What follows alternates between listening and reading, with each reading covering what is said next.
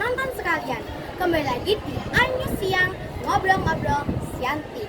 Oke, perkenalkan nama saya Maria Kalisa Angelina Tania yang pada hari ini akan menjelaskan tentang sejarah Perang Padri. Nah, pasti kalian penasaran kan? Yuk ikutin terus. Oke, jadi Perang Padri juga dikenal sebagai Perang Minangkabau. Adalah perang yang terjadi dari tahun 1803 sampai 1837 di Sumatera Barat, Indonesia, antara kaum Padri dan adat. Kaum Padri adalah umat muslim yang ingin menerapkan syariat Islam di negeri Minangkabau di Sumatera Barat. Nah, Perang Padri terjadi karena perbedaan prinsip keagamaan antara kaum Padri dan kaum adat di Sumatera Barat loh. Nah, ceritanya sangat seru kan? Oke, di sini saya akan menunjukkan beberapa tokoh-tokoh yang ada pada Perang Padri. Yuk saksikan terus. Perkenalkan, nama saya adalah Tuanku Imam Bonjol. Tuanku Imam Bonjol adalah seorang ulama Minangkabau yang memimpin perlawanan terhadap kekuasaan adat kolonial Belanda. Ia berperan dalam mengorganisir perlawanan bersenjata dan memimpin gerilya perlawanan Belanda. Meski ditangkap dan diasingkan ke Pulau Ambon, tetapi perjuangannya menjadi simbol perlawanan bangsa Minangkabau terhadap penjajahan Belanda. Ya, perkenalkan, nama saya Tuanku Tambusai. Saya adalah salah satu tokoh penting yang berperan dalam Perang Padri. Saya adalah seorang pemimpin yang memiliki basis di Riau. Saya juga memimpin perlawanan melawan Belanda dan berhasil merebut beberapa wilayah di Riau. Tapi sayangnya setelah semua itu saya ditangkap dan diasingkan. Sekarang kita akan membahas jalannya perlawanan dari Perang Padri.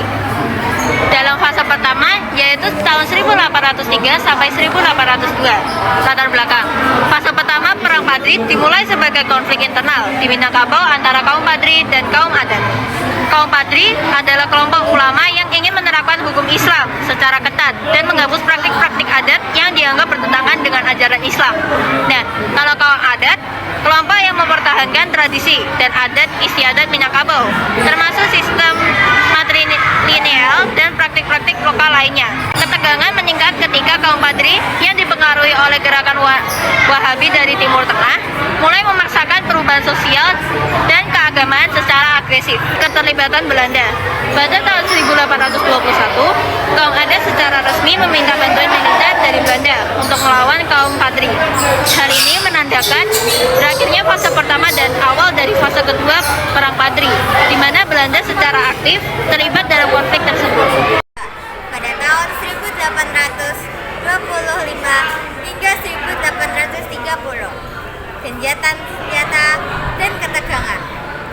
Pada 15 November 1925, Belanda dan kaum Padri yang dipimpin oleh Tuanku Imam Bonjol sepakat untuk melakukan genjatan senjata melalui perjanjian Masang. Hal ini terjadi karena Belanda sedang menghadapi perang di Penogoro di Jawa, sehingga mereka membutuhkan waktu untuk mengalihkan fokus.